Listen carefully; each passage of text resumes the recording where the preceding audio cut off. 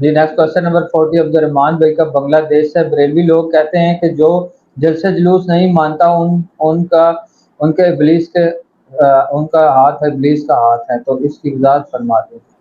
جی تو بس ان کو ہم یہی کہیں گے کہ یہ جلسے جلوس کرنے کی ٹیکنالوجی جو ہے یہ قبل از مسیح ہے، جس کا سب سے بڑا ثبوت یہ ہے کہ صحیح مسلم میں جب نبی الاسلام مدینہ شریف ہجرت کر کے آئے تو چونکہ وہ آپ کا ننہال کا خاندان تھا وہاں پہ بنو نجار، تو انہوں نے نبی الاسلام کا استقبال کیا گھروں کی چھتوں پر چڑھ کر، یا محمدہ یا رسول اللہ کا نعرہ لگا کر، تو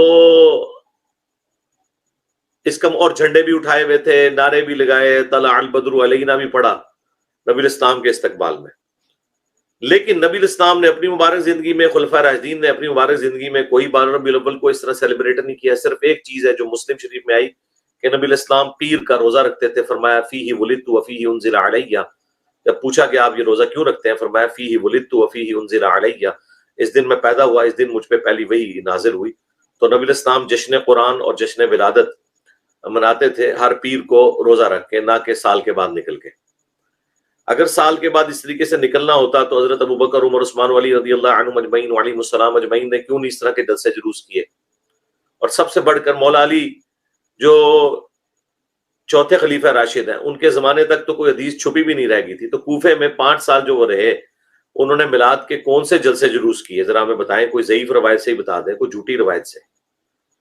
تو آپ کا مطلب یہ ہے کہ آپ یہ کہنا چاہ رہے ہیں کہ خلفائے راشدین نعوذ باللہ اسی کیٹیگری میں فال کرتے تھے جو آپ یہ شعر سناتے ہیں، سوائے ابلیس کے جہاں میں سبھی تو خوشیاں منا رہے ہیں۔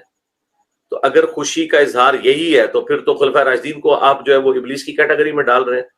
آپ کو شرم آنی چاہیے۔ ایک کام جو 800 سال بعد شروع کیا ملک المظفر بادشاہ نے، جو مملوک امپائر کا تھا، اس سے پہلے کے 800 سال کے مسلمان، ان کو نہیں پتا تھا کہ یہ ہم نے کام کرنا ہے؟ اور بعد میں سلطنت عثمانیہ نے اسے گود لے لیا، اس پورے معاملے کو انہوں نے 12 ربیع الاول کی چھٹی کر دی۔ اور اس سے بڑھ کر جو سلطنت عثمانیہ نے 4 مسلح 400 سال تک ڈالے، خانہ کعبہ کی جمعیت کو توڑ کر امت میں بدعت جاری کی، پھر اللہ تعالیٰ نے ان کا یہ غرور توڑا اور 1926 میں سعودی حکومت وہاں پہ آ گئی۔ ٹھیک ہے، ہماری بھی ان سے کوئی ریزرویشن ہے، لیکن بہرحال مکافات عمل ہوا ہے۔ جو سلطنت عثمانیہ نے اسلام کا حلیہ بگاڑا تھا، تو اس کا پھر کاؤنٹر نیریٹو سعودی حکومت کی شکل میں ہی آنا چاہیے تھا، اور انہوں نے وہ ساری بدعات سے پاک کیا، عرب کی سرزمین کو، وہاں سے سارے مزارات ختم کیے، اور کہتے ہیں جی مزارات شہید کر دیے۔ وہ شہید تو حلال چیز ہوتی ہے بھائی، جو کام ہی حرام تھا وہ کہاں سے شہید ہو گیا؟ جو کام 650 سال بعد ہو رہا ہے وہ اور مسلم شریف میں حدیث، میں تمہیں منع کرتا ہوں قبروں کو پکا کرنے سے، پر عمارت بنانے سے، جو کام خود خلاف سنت ہو رہا ہے، تو جس نے سنت کو زندہ کیا اس کو کہہ رہے ہیں کہ اس نے غلط کام کیا۔ جی نیکسٹ۔ جی نیکسٹ کوشچن 41 نمبر ہے، انہوں نے ہفتے میں 2 سوال کیے تھے، اسکپ کر دیا تھا۔ 42 نمبر ایاز بھائی کر دے وہ کاٹ دیا جی بھائی پہلی پی ڈی ایف، چلو جی کرو۔ پہلے کر دیا تھا، 2 سوال کر دی۔ 42 نمبر ایاز بھائی کا مکہ سے، میرے کرسچن دوست کا سوال تھا کہ اللہ نے انجیل کو ٹیمپرڈ کیوں ہونے دیا؟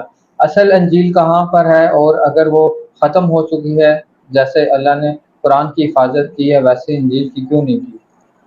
یہ تو اللہ کی مرضی ہے، لا یسأل عما یفعل وهم یسألون۔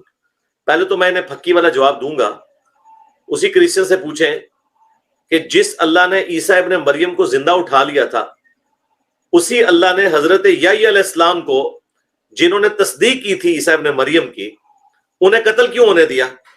انہیں تو قتل کر دیا تھا، ان کے والد کو بھی قتل کر دیا رومنز نے، تو وہ قتل کیوں ہونے دیا؟ تو یہ کہیں گے اللہ کی مرضی۔ تو انہیں کہیں جب اللہ کی مرضی تھی تو یہاں پہ بھی اللہ کی مرضی تھی۔ اگلی کتابیں اگر ٹیمپر ہوتی تھی تو اللہ تعالیٰ پیغمبر بھیج دیتا تھا، چونکہ اب قیامت تک کے لیے کوئی پیغمبر نہیں آنا، اس لیے اللہ تعالیٰ نے اس کتاب کی حفاظت کا ذمہ لے لیا۔ اور دوسری بات، to cut the story short, ہم کہتے ہیں آپ انجیل سے کوئی ایک ان ایمبیگوس آیت لے آئیں جس میں لکھا ہو کہ حضرت عیسیٰ ابن مریم اللہ کے بیٹے ہیں۔ کوئی ایک ان ایمبیگوس آیت لے آئیں جو شرک کی طرف بلاتی ہو۔